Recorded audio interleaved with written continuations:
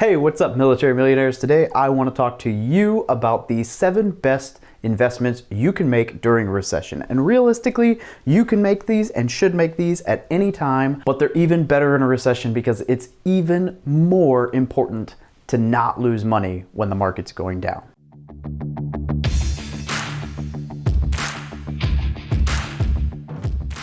Hey, what's up guys? Unless you've been hiding under a rock for the last 60 days, you've probably heard about everything going on and how the economy is kind of poised for a potential recession or even depression, depending on how long this extrapolates and how long things go on.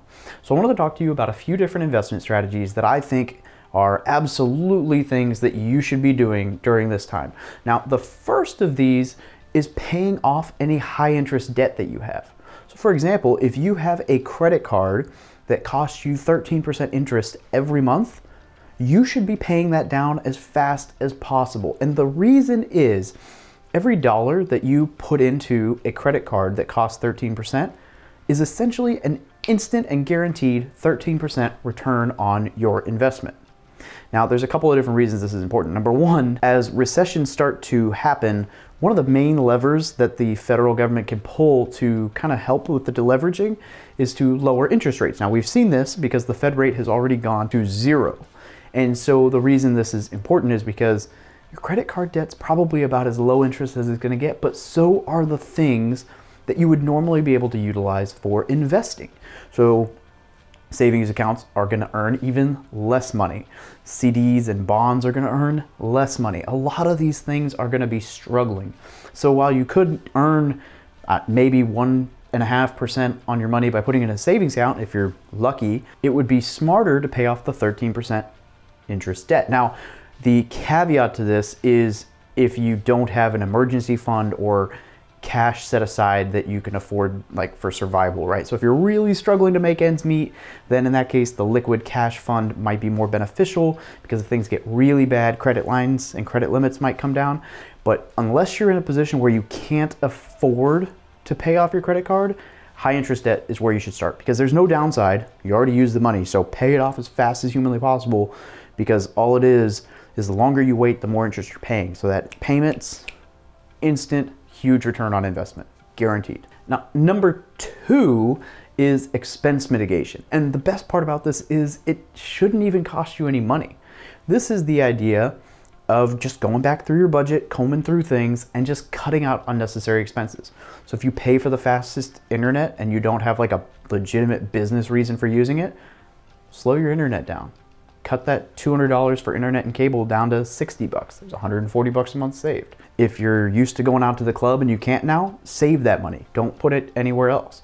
If you're used to going out to eat a lot and you can't now, save that money. Don't put it anywhere else and just stash that cash as an investment fund. So by cutting these expenses, it's an instant return on your investment because you already earned that money. Now, I talk about this a lot with real estate, but if you can cut $100 off your expenses or increase your income by $100, a lot of people would say, ooh, increasing the income because that's great. Sure, but cutting the expenses is actually going to give you more bang for your buck. Now, here's why. Every $100 that you earn as normal income is still getting taxed. So it might only be $60 or $70, right, after taxes. Whereas if you cut expenses, you were already taxed on that $100 that you were using to pay the expenses. So it might have been $150 of your income that you're actually getting to save, or whatever that number boils out to cut those expenses. The other thing is this: if you get fired and your income just disappears, then the $100 you earned doesn't matter. But the $100 you saved is still money you're not spending, so it's still saved. In an investment property, it works like this. You could increase the rent from $1,000 to $1,100, but if the tenant moves out, you're not getting anything either way. Whereas if you take your expenses and you cut them from $600 to $500 and the tenant moves out, now you're only paying $500 instead of $600. So cutting expenses is actually more important than raising your income. The downside to that is there's only so much you can do before eventually earning income becomes better because you can only cut your expenses so much. But keep them slim. Now, the number 3 investment you should be making is books. And the reason for this is, as my buddy Alex likes to point out, is optionality, which is a phrase that Nassim Taleb talks about in some of his books on risk mitigation and philosophy. But a book has no downside. Aside from maybe wasting some time on a book you didn't get anything out of, there's virtually no risk for picking up a book. But the upside is almost unlimited. I mean, the amount of people that you hear who are super successful that talk about reading books, it's insane. I mean, Bill Gates talks about reading a book a day. Some of these different people who are worth millions and billions talk about reading for half hour every day, reading for 2 hours every day, reading for 3 hours every day, reading for, I don't know, 27 hours every day. No, but look, reading is important, right? Dean Graziosi even started a whole business about helping people read summaries of books, which is actually really smart because you can get the same information, encapsulated into a smaller bite-sized form and kind of go through and figure out what books are more important to you. Now, I say this, but I'm going to make sure that I point out, I mean like business books or economy books or philosophy books or psychology books or thinking books that will help you understand something. Nonfiction fiction totally has its place, but that's not the same thing. So there's not as much upside for reading fictional books. They can be very entertaining, but I mean, maybe if you really struggle to read nonfiction books, try a parable that's kind of a blend, but you still get something out of it, like Tribe of Millionaires or The Honeybee by Jake and Gino, who they're both great books. Rich Dad, Poor Dad is another, very well-known parable. Different books like this will absolutely help you out and bridge that gap. And then you need to focus on books that will help you in the specific spot that you're in. Right? So think about what it is that you're struggling to get to improve on, and then find a book about it and read. Now, the number 4 investment you must make during a recession, and always, is people. Building relationships and networking is absolutely huge. And now I've beaten this drum a lot over the years, but the reality is that you have an opportunity now to do this in a capacity you didn't before, because you can network virtually with anybody all over the globe. And so you could get in front of people who normally wouldn't have time for you because they're running all over the place, but now they're stuck in the house and you might be able to talk to them on a Zoom call, on a virtual call, myself included. If you go to www.calendly.com/David Pere/intro, schedule a 15-minute call with me. Now, if you don't watch this in the first 2 weeks, hit me up first because I only open that link sporadically. And if this gets 6 million views, I won't be able to keep up. So do me a little kindness, and if that's in the first week or two, I'd love to talk to you guys and help you out.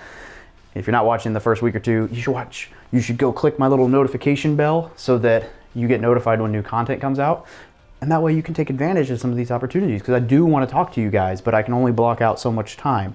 So if you haven't done so already, subscribe and hit the little notification bell, and then when a video comes out, I'll gladly post my scheduling link. We can jump on a call and talk. But building relationships and networking and getting to know people and investing in people in your team and in your network is just huge. You can't lose by building relationships and investing in people, but you can lose by not doing that. Okay, the next investment strategy you need to take advantage of, I think we're on 5, is things that can't lose money. Now, I know this sounds like a no-brainer and you say, oh, but everything can lose money. Well, maybe. Bonds, totally guaranteed to earn that interest rate, like government-backed bonds.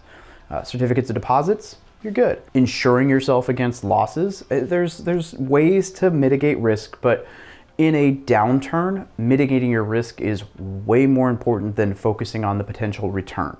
Now, you can earn a lot of money during a downturn, and then when it swings back up in the market, but you need to focus on not losing money. This is Warren Buffett's number 1 rule: never lose money. Number 2, see rule number 1. But the reality is, losing money is going to take a hit to your account much faster than earning money will add to your account. And I've gone through this a whole lot of times. Check out my video on downside risk if you want a lot more information on this.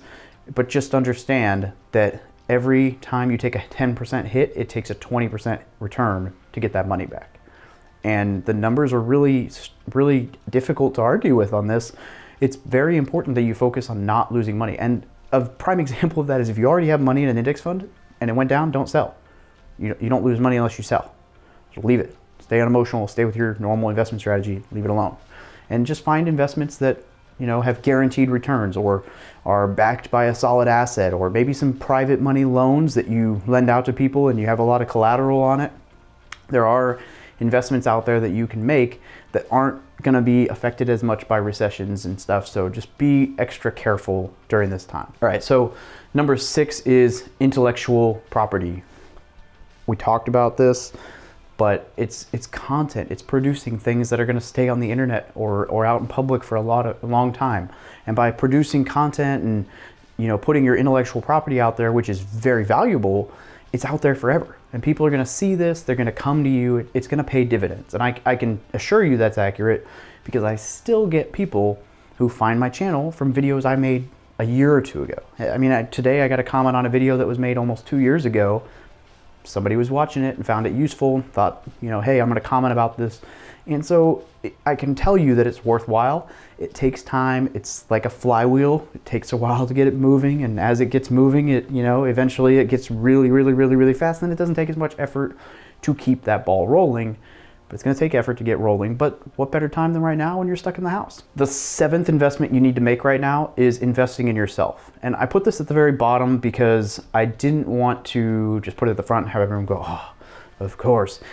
Because, you know, books and podcasts and audiobooks and all this stuff is great, and it's very, very, very much geared towards personal development. And that's important. But what I want to talk to you about is investing in yourself by habits, creating habits. I think discipline is kind of skewed. I think habits are much more important, because habits are what actually help you accomplish things when stuff gets really difficult.